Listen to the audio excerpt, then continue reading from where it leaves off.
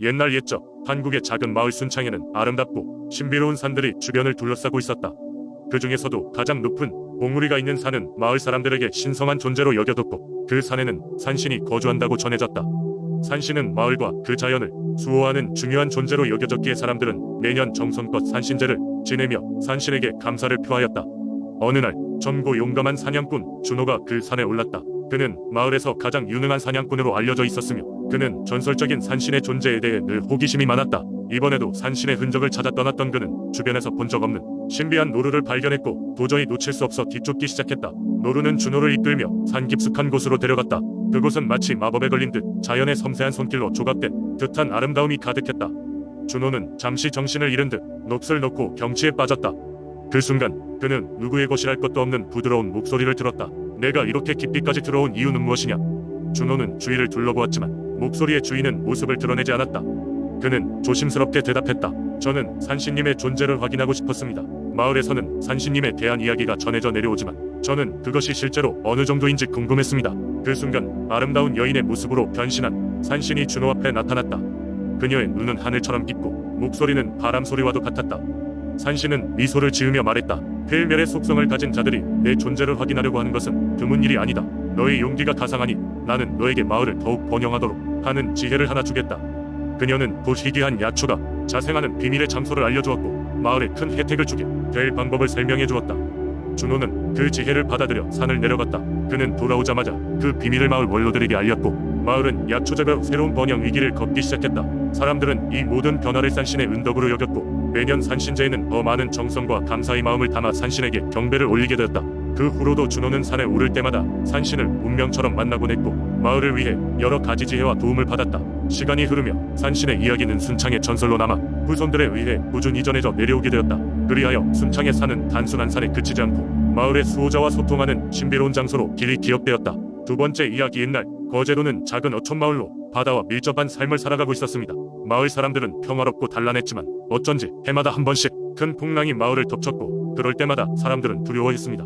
풍랑이 지나간 후에는 을 몇 척의 배가 사라졌고, 그럴 때마다 마을은 깊은 슬픔에 잠기게 되었죠. 어느 날 한 젊은 어부인 강호가 새벽 이른 시간에 혼자 바다로 나갔습니다. 그는 마을에서도 손꼽히는 용맹한 청년이었고, 그런 만큼 바다에 대한 사랑도 깊었습니다. 그날은 아주 잠잠한 날이었는데 이상하게도 강호는 해변 가까이에서 이상한 형체를 발견하게 됩니다. 그것은 마치 사람의 형상을 하고 있어 가까이 다가가니 아름다운 여인이었습니다. 그녀는 하얀 옷을 입고 바위 위에 앉아 있었으며 깨어진 머리카락이 부드럽게 바람에 흩날리고 있었습니다. 강호는 그 여인에게 다가가 말을 걸었습니다. 여기 이 시간에 무슨 일이신가요? 그녀는 미소를 띠며 대답했습니다. 나는 이 마을을 지키는 선녀랍니다.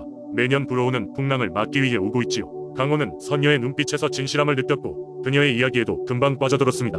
그녀는 마을의 이야기를 들려주며 계속해서 마을을 지켜주겠다고 약속했습니다. 그 후 선녀는 새벽을 되찾아 후련히 사라졌습니다. 그 이후로 강호는 매일 그 자리에 찾아가 말을 걸었지만 더 이상 그녀를 볼 수 없었습니다. 하지만 놀랍게도 그 해부터는 바다에서의 풍랑이 차츰 사라지기 시작했습니다.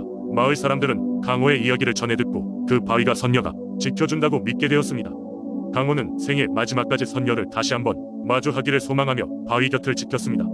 그의 충정이 전해져서인지 그 후로도 거제 마을에는 큰 재난이 닥치지 않았다고 전해집니다. 마을 사람들은 그 자리를 선녀 바위라 명명하고 강호와 선녀의 이야기를 대대손손 전했습니다. 이렇게 선녀 바위의 이야기는 거제도의 신화로 남게 되었고, 그 바위는 여전히 거제의 사람들을 지켜주는 마을의 수호신으로 여겨지고 있습니다. 세 번째 이야기. 전주의 전설 중 하나로 널리 알려진 것이 용머리 고개에 관한 이야기입니다. 이 이야기는 전주 사람들의 삶과 깊은 연관을 맺고 있는 민속신앙으로서 많은 이들이 그 전설을 통해 용의 힘과 지혜를 빌리기를 희망했습니다. 용머리 고개는 전주 시내에서 멀지 않은 곳에 위치해 있으며, 그 이름처럼 고개 꼭대기형의 머리가 새겨진 거석이 있어서 이렇게 불리게 되었습니다.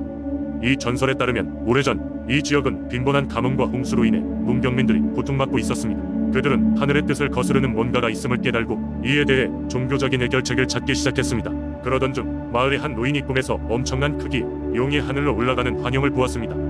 용은 놀라운 광채를 뿜으며 마을 사람들에게 이 고개의 나의 머리를 위한 자리를 만들어다오. 그러면 나는 하늘에서 비를 내려 너희를 보호하리라는 메시지를 전했습니다. 노인은 깨어난 후 마을 사람들에게 이 꿈을 이야기했습니다. 여러 번의 회의 끝에 마을 사람들은 용의 뜻을 받들기로 결정하였고, 고갯마루에 커다란 돌을 세워 용의 머리를 조각하기 시작했습니다. 많은 이들이 마을 전체의 노력을 기울인 덕에 아름답고도 위험 있는 용의 머리가 완성되었습니다. 이 전설적인 용머리에는 그 지역 사람들이 가진 믿음과 용에 대한 경외심이 고스란히 담겨 있습니다. 그 후로 용머리 고개는 지역 사람들의 중요한 신앙 장소가 되었고 매해 이곳에서 용을 기리는 제사가 열렸습니다. 사람들은 고개를 지나갈 때마다 잠시 멈춰서 용에게 그들의 염원을 전했고 실제로 그 지역의 날씨는 점차 좋아졌다고 합니다. 비가 필요한 시기에는 적절한 비가 내렸고 홍수도 잘 방지되었다고 전해집니다. 현대의 많은 전주 사람들은 물론 과학적 이유와 환경의 변화로 이 모든 것을 설명할 수 있지만 여전히 용머리 고개의 방문의 용의 힘을 떠올리며 그 전설과 신앙을 존중하고 있습니다. 이 고개는 단순한 물리적 장소 이상의 의미를 지니며 전주의 역사와 문화에 깊이 뿌리 내린 전통, 신앙의 상징적 존재로서 자리매김했습니다. 네 번째 이야기, 옛날 옛적 지금의 대구 주변에는 크고 작은 마을들이 산들에 의해 둘러싸여 있었습니다. 그중 가장 신성시대던 산은 비슬산이었습니다. 비슬산은 대구 지역을 내려다보며 자연의 중심을 잡아주는 믿음의 첨탑처럼 서 있었죠. 이 산에는 오래전부터 내려오는 신성한 전설이 있었으니 바로 산을 수호하고 있었던 신에 관한 이야기입니다. 비슬산의 신은 언제나 자비로웠고 대구의 사람들을 보살펴 주었습니다. 신은 마을 사람들에게 꿈을 통해 나타나곤 했으며 그 꿈 속에서 하늘과 땅을 잇는 기운을 전해주었습니다. 사람들은 그로 인해 좋은 작황과 평온한 일상을 유지할 수 있었습니다. 비슬산 신에게 기원을 드리며 감사의 뜻을 전하는 것은 마을 사람들에게 중요한 연례 행사가 되었습니다. 그러던 어느 날 아침부터 무거운 구름이 대구를 덮기 시작했고 비슬산의 정상에서는 천둥이 치기 시작했다고 합니다. 이는 마을 사람들에게 불길한 예감으로 다가왔습니다. 사람들이 대피하기도 전에 엄청난 비가 내렸고 강은 범람하여 마을을 덮칠 듯 밀려 내려왔습니다. 사람들은 당황하여 너나 할 것 없이 산으로 피난하기 시작했습니다. 그때 마을의 한 젊은이가 마을을 지키기 위해 나서겠다고 선언했습니다.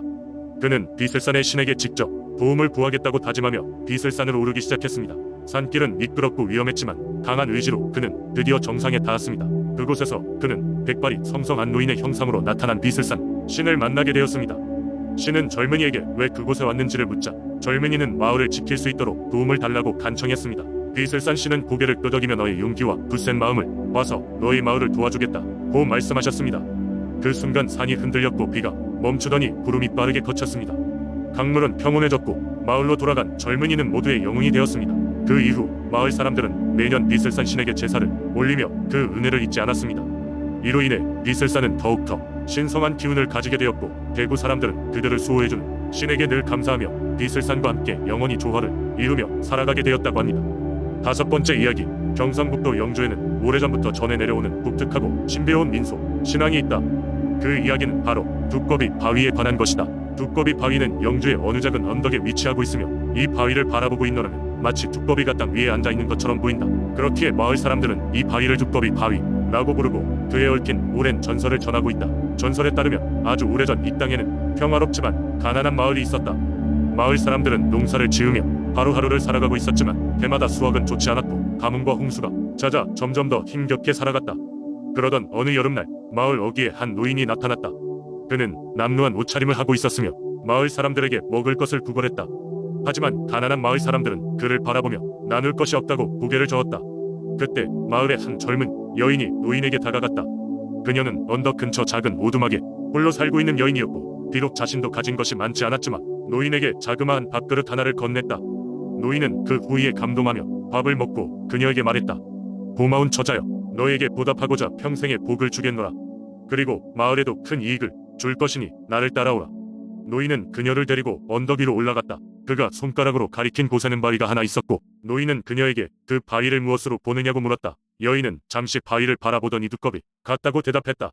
그러자 노인은 고개를 끄덕이며 말했다. 이 바위는 평범한 바위가 아니니라. 이 바위가 마을에 큰 복을 가져올 것이다. 날마다 이 두꺼비를 닮은 바위에 물을 끼얹고 간절한 소원을 빌어라. 그러면 반드시 이루어질 것이다. 이후로 마을 사람들은 젊은 여인의 이야기를 듣고 두꺼비 바위에 물을 끼얹으며 각각의 소원을 빌었다. 신기하게도 그 해부터 마을에는 기적이 일어나기 시작했다. 농작물의 수확량은 급증했으며 사람들은 더 이상 굶주리지 않게 되었다. 또 아픈 사람이 병에서 낫고 실종된 가축이 돌아오는 등 여러 가지 기적이 계속해서 나타났다. 그 이후부터 영주의 사람들은 두꺼비 바위를 영험한 것으로 여기며 특별한 날에는 그곳에서 제사를 지내고 빌곤 했다. 두꺼비 바위는 시간이 지나도 여전히 그 자리에 서서 사람들에게 행운과 복을 가져다주고 있으며 영주 지역의 중요한 민속, 신앙으로 자리 잡았다. 오늘날에도 영주의 두꺼비 바위는 많은 이들이 방문하여 각자의 소원을 빌어보는 장소로 유명하다. 비록 이 이야기가 몇 세대에 걸쳐 전해 내려오면서 조금씩 변했을지라도 영주 사람들에게는 변함없는 믿음과 신앙의 대상이 되어주고 있다.